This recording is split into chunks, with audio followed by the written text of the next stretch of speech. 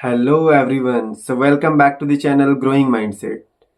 अगर आपने इस वीडियो पे क्लिक किया है, इसका मतलब आपकी सैलरी 20 से 25 हज़ार के राउंड है और आप इन्वेस्टिंग के बारे में सोच रहे हैं। जी हाँ, आपने सही सुना, इन्वेस्टिंग। ये सिर्फ रिच पीपल के लिए नहीं है, आप भी एक स्मॉल सैलरी से इन्वेस्टिंग स्टार्ट कर सकते हैं और अपना एक बड़ा वेल्थ जनरेट कर सकते हैं। आज के वीडियो में हम बात करेंगे कि कैसे हम 20 से 25 हज़ार रुपए की सैलरी से भी एक बड़ा वेल्थ जनरेट कर सकते हैं।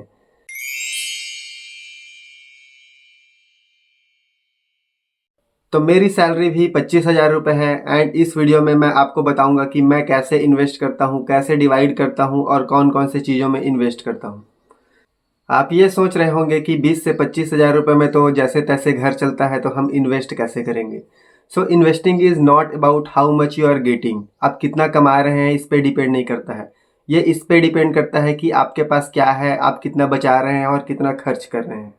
And trust me, you can start small and still have a big difference over time. Step one is budgeting and saving. आप ये देखिए कि आपको कितना पेमेंट मिलता है, आप उसमें से क्या क्या खर्च करते हैं और आप उसमें से कितना सेव कर सकते हैं।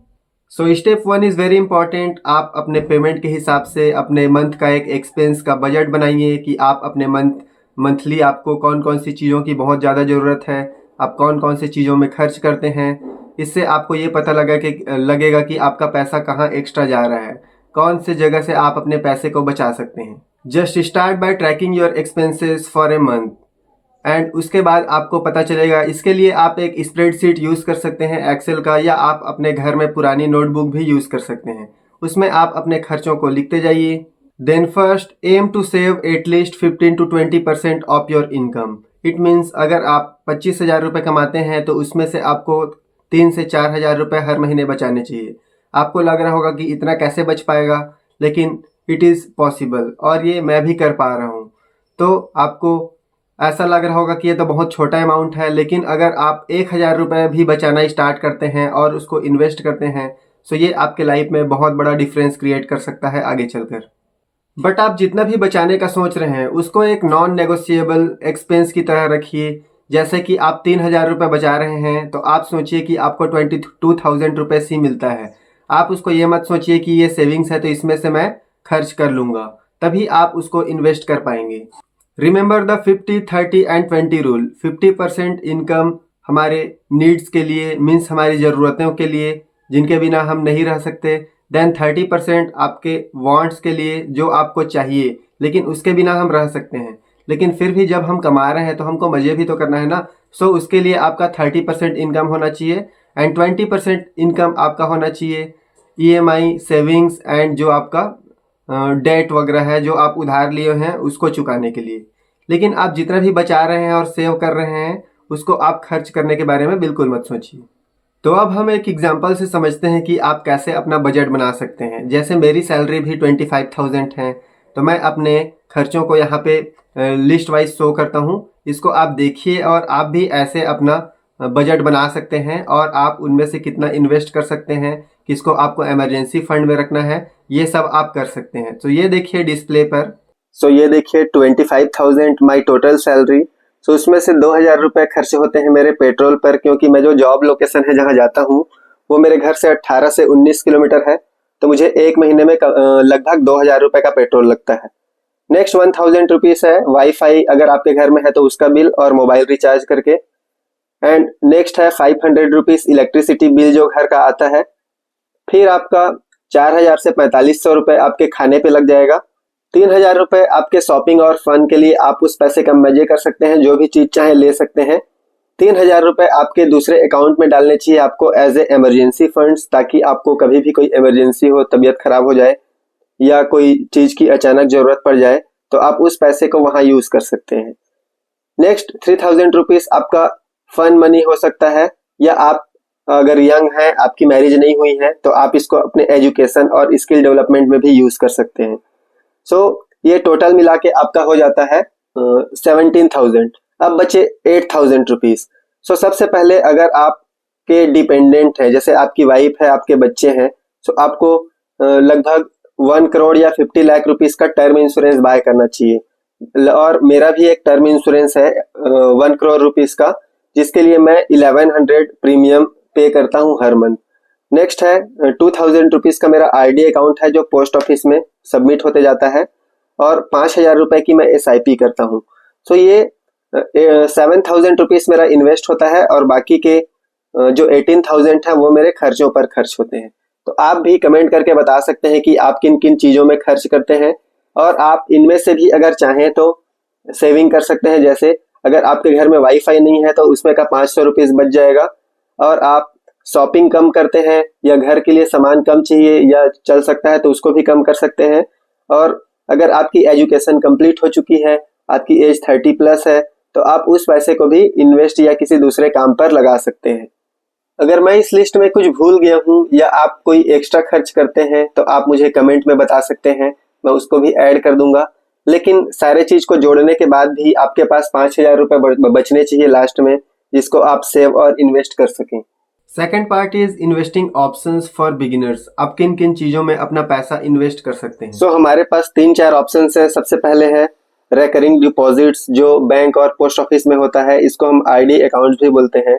दूसरा ऑप्शन है आपका म्यूचुअल फंड्स। म्यूचुअल फंड्स में आपका एसआईपी और लमसम दोनों ही टाइप का इन्वेस्टमेंट होता है। तो हम कोई भी पैसे को सिस्टमेटिक या फिर हर महीने बचाकर जो इन्वेस्ट करते हैं उसी को ही सिस्टमेटिक इन्वेस्टमेंट प्लान या एसआईपी कहा जाता है। ये आप पोस्ट ऑफिस में कीजिए, बैंक में कीजिए या म्यूचुअल फंड्स में कीजिए। अगर आपको पैसे को बहुत जल्दी ग्रो करना है या बहुत ज़्यादा ग्रो करना है, तो अगर आप लंबे समय में म्यूचुअल फंड्स में इन्वेस्ट करके रखते हैं तो आपका पैसा ज़्यादा जल्दी ग्रो होता है। Third option is public provident fund, इसको पीपीएफ फंड्स भी बोला जाता है। A long term tax saving investments with A guaranteed returns. इसमें आपको जनरली 8% तक के रिटर्न्स मिल जाते हैं, लेकिन इसका एक ड्रॉबैक है कि ये 15 ईयर के पहले आप अपने पैसे को नहीं निकाल सकते। उसकी मैच्योरिटी जो है वो 15 साल बाद ही होती है और उसको आप यूज़ कर सकते हैं। Fourth one is national pension scheme, NPS, A retirement focused investment. इसमें आप हर महीने कुछ अमाउंट इन्वेस्ट कर सकते हैं, इससे आपका टैक्स भी बचेगा। ये सारे ऑप्शंस मैं आपको इसलिए बता रहा हूँ ताकि आप एक ही चीज में अपना पैसा इन्वेस्ट ना करें। Don't put all your eggs in one basket, because mutual funds में उतार चढ़ाव लगा रहता है, because it is related to stock market. Diversify your investments to minimise risk. इसीलिए अपने पैसे को अलग अलग जगह पे इन्वेस्ट करके रखना चाहिए ताकि सारा पैसा आपका रिस्क पे ना हो और आपको काम के वक्त पे जो पैसा आप चाहिए वो आप ले सकें। Start with 1 or 2 options and gradually expand your portfolio as you learn more. And हमारे पास लास्ट एंड फिफ्थ ऑप्शन बच जाता है फिक्स्ड डिपॉजिट्स। फिक्स्ड डिपॉजिट्स मुझे ज़्यादा पसंद नहीं है क्योंकि हमारे जो पैसे को इन्वेस्ट करने से इसमें डबल होने के लिए 8 से 9 साल लग जाता है, और ये बहुत ज़्यादा टाइम लगता है मुझे, तब तक उस पैसे की वैल्यू भी आधी हो जाती है। इस वीडियो में हम सिर्फ आरडी और म्यूचुअल फंड्स के बारे में बात करेंगे। पब्लिक प्रोविडेंट फंड और नेशनल पेंशन स्कीम के बारे में अगर आपको जानना है तो आप कमेंट कर सकते हैं, मैं इनके ऊपर अलग से वीडियो बना दूंगा। मेरे अकॉर्डिंग सबसे अच्छा है म्यूचुअल फंड्स, क्योंकि अगर आप 3 से 5 साल या उससे ज़्यादा समय के लिए इन्वेस्ट कर रहे हैं तो आपको सबसे ज़्यादा जो रिटर्न्स मिलते हैं वो है म्यूचुअल फंड्स। इसमें आपको साल में 12 से 18 या 20% तक के रिटर्न्स भी मिल जाते हैं।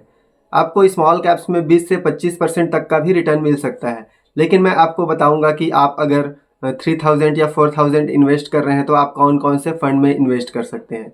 सबसे पहले आप ज़्यादा अमाउंट से आपको डर लग रहा है तो आप सिर्फ 100 या 500 रुपये से एसआईपी स्टार्ट कीजिए, उसके बाद आपकी दिमाग की बत्ती जलेगी, उसके बाद आप और ज़्यादा इन्वेस्ट कर सकते हैं। तो आप सीखेंगे और सीख भी जाएंगे और आपको इसको पता चलेगा कि आपको कितना इंटरेस्ट मिल रहा है। आपको कुछ अमाउंट आरडी अकाउंट में जमा करना चाहिए, बट इसकी मैच्योरिटी होती है 5 साल की। अगर आप 5 साल तक इसमें इन्वेस्टेड रहते हैं तभी आपको पूरा पैसा मिलता है। अगर आपको ज़रूरत है या इमरजेंसी है तो आप 3 साल बाद भी उस पैसे को निकाल सकते हैं, लेकिन आपको उसमें इंटरेस्ट रेट कम मिलेगा। आपको अगर पूरा इंटरेस्ट रेट चाहिए तो आपको कम से कम उसमें 5 साल के लिए इन्वेस्टेड रहना पड़ेगा। अगर आप म्यूचुअल फंड्स में इन्वेस्ट करना चाहते हैं तो आप मेरे डिस्क्रिप्शन के लिंक से भी अकाउंट खोल सकते हैं एसेट प्लस में, वहाँ मैं आपको पर्सनल गाइड कर दूंगा। और अगर आप मुझसे इंस्टाग्राम या फेसबुक में भी कनेक्ट करके आप मुझे पूछ सकते हैं कि मैं कौन से फ़ंड में इन्वेस्ट करूं। फॉर एग्जाम्पल मैं आपको स्क्रीन पे दिखा देता हूँ कि आप अगर 3000 रुपीज़ इन्वेस्ट करना चाहते हैं तो आप 1,000 करके इन तीनों फंड्स में इन्वेस्ट कर सकते हैं। फर्स्ट आपके लिए होना चाहिए एक index fund, because index fund generally long term में ऊपर ही जाते हैं। सो एक निफ्टी 50 इंडेक्स फंड। सेकंड आपके लिए होना चाहिए एक मिड कैप या स्मॉल कैप फंड। आप रिटर्न्स और एग्जिट लोड देखकर इन दोनों में से किसी भी फंड में इन्वेस्ट कर सकते हैं। और एक आपके लिए होना चाहिए बैलेंस्ड एडवांटेज फंड या फ्लेक्सी कैप फंड, क्योंकि मार्केट जब गिरता है या गिरावट के दौर में भी ये उतनी तेज़ी से नीचे नहीं गिरते हैं। सो ये तीनों फंड आपके लिए बेस्ट हो सकते हैं अगर आप 3000 रुपीज़ इन्वेस्ट करते हैं। अगर आप 4000 रुपीज़ इन्वेस्ट करने का सोच रहे हैं तो एक डेट ओरिएंटेड फंड्स भी ले सकते हैं, बिकॉज इसमें आपको फिक्स्ड रिटर्न्स मिलता है। रिटर्न्स कम मिलता है लेकिन वो फिक्स्ड होते हैं, मतलब मार्केट गिरावट के दौर पे भी इसमें आपको फिक्स्ड रिटर्न्स मिलने लगता है। और अगर आप 5000 रुपीज़ इन्वेस्ट करना चाहते हैं तो इन पांचों फंड्स में इन्वेस्टमेंट जर्नी अपनी स्टार्ट कर सकते हैं। अगर आपको और कोई डाउट है तो आप मुझे कमेंट करके पूछ सकते हैं, मैं डेफिनेटली आपको रिप्लाई दूंगा। सो बिफोर इन्वेस्टिंग मैं आपको कुछ टिप्स एंड ट्रिक्स बता देता हूं, और आपकी खुद की भी एक स्ट्रैटेजी होनी चाहिए कि आप कितना मनी इन्वेस्ट कर सकते हैं जो आपके नीड की ना हो। मीन्स नीड की ना हो कहने का मतलब है आप उसको 4-5 साल या उससे ज़्यादा के लिए इन्वेस्ट कर रहे हो। सो अब मैं आपके साथ कुछ personal tips and strategies share करना चाहता हूं जो मैं खुद भी अपने पर्सनल लाइफ में यूज़ करता हूं और अपने इन्वेस्टमेंट जर्नी को बढ़ाने के लिए ये सब फॉलो करता हूँ। So first tip is start small. अगर आपको म्यूचुअल फंड या किसी इन्वेस्टमेंट स्कीम के बारे में ज़्यादा नहीं पता है तो आपको पहले छोटे अमाउंट के साथ में स्टार्ट करना चाहिए। लाइक आप 500 या 1000 रुपये से भी स्टार्ट कर सकते हैं।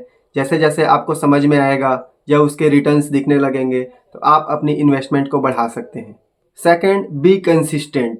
सो the successful journey of investing is related to consistency. Be consistent means आप जितना भी पैसा इन्वेस्ट कर रहे हैं या सेव कर रहे हैं उसको लगातार करते जाइए। अगर आप उसको 2 महीने, 4 महीने या साल भर में बंद कर देंगे तो आपको रिटर्न्स नहीं दिखेंगे। Invest consistent and regular even when the market is down. So market down होता है उस समय और ज़्यादा यूनिट्स मिलते हैं जो कि मार्केट बढ़ने के टाइम पे हमें ज़्यादा रिटर्न्स बना कर देते हैं। सो मार्केट ऊपर जा रहा है या नीचे आपको देखने की ज़रूरत नहीं है। आपको एक SIP सेट कर देना चाहिए जो हर कंडीशंस में आपके अकाउंट से कटता जाए। Third tip is learn and adapt. हमेशा जो इन्वेस्टिंग टिप्स है या जो फंड्स हैं उनकी रिटर्न्स और जो स्ट्रैटेजी है वो चेंज होते रहती है। सो आपको टाइम के अकॉर्डिंग सीखना पड़ेगा कि कौन से फंड्स में ज़्यादा रिटर्न्स दे रहे हैं। आपको मार्केट गिर रहा है उस समय कौन से फंड्स में स्विच करना चाहिए। तो ये सब आप धीरे धीरे जब इन्वेस्ट करेंगे तो आप सीखने लगेंगे, आपको एक्सपीरियंस होता जाएगा। और अगर आपको ये सब नहीं आता है तो आप मुझसे गाइडेंस ले सकते हैं। मैं एक AMFI registered mutual fund distributor हूँ। सो आप डिस्क्रिप्शन के लिंक से अकाउंट खोलिए, या आपके पास अगर पहले से कोई डीमैट अकाउंट है तो आप मुझसे इंस्टाग्राम या फेसबुक में कनेक्ट करके मुझसे गाइडेंस ले सकते हैं personally. Fourth and very important tip is avoid debt. Means उधार लेना बंद कीजिए। अगर आप इन्वेस्ट करना स्टार्ट करना चाहते हैं और अगर आपके पास पहले से ही कोई उधार का अमाउंट है या आपने कहीं से लोन ले रखा है या आपकी EMI चल रही है, तो सबसे पहले उसको कंप्लीट कीजिए। आप डेट फ्री होइए, क्योंकि आपको उसमें ज़्यादा इंटरेस्ट देना पड़ता है। पर्सनल लोन या कोई भी आप इनसिक्योर लोन लेते हैं उसमें हाई अमाउंट का इंटरेस्ट लगता है। तो इसलिए सबसे पहले अपने लोन या जो डेट है उसको कंप्लीट कीजिए, उसके बाद ही अपनी इन्वेस्टमेंट जर्नी स्टार्ट कीजिए। सो इस वीडियो में हमने सीखा कि कैसे हम अपने 20 से 25 हज़ार रुपये की सैलरी से भी अपनी इन्वेस्टमेंट जर्नी स्टार्ट कर सकते हैं। इसके लिए सबसे पहले आपको बजट बनाना चाहिए। ये देखना चाहिए कि आप मंथ में कौन कौन से खर्चे आपके लिए ज़रूरी हैं, उसका एक बजट बनाइए। फिर उससे आपको पता चलेगा कि आपका फिजूल खर्च कहाँ पे हो रहा है। आप ये देखिए कि आप उनमें से कौन कौन से खर्चों को बचा सकते हैं। आप उन चीज़ों पे बिल्कुल खर्च मत कीजिए जो आपके लिए ज़रूरी ना हो। अगर आप फिजूल खर्च बहुत ज़्यादा करते हैं तो आप इन्वेस्ट भी नहीं कर पाएंगे और आगे चल के आप उधार के ट्रैप में फंस जाएंगे, जिसको बोलते हैं debt trap. So stop saving and start investing.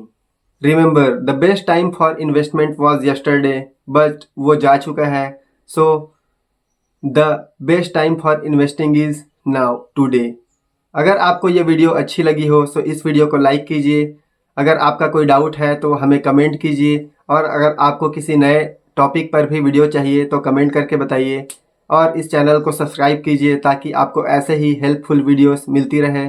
फिर मिलते हैं एक और वीडियो के साथ, तब तक के लिए थैंक्स फॉर वॉचिंग।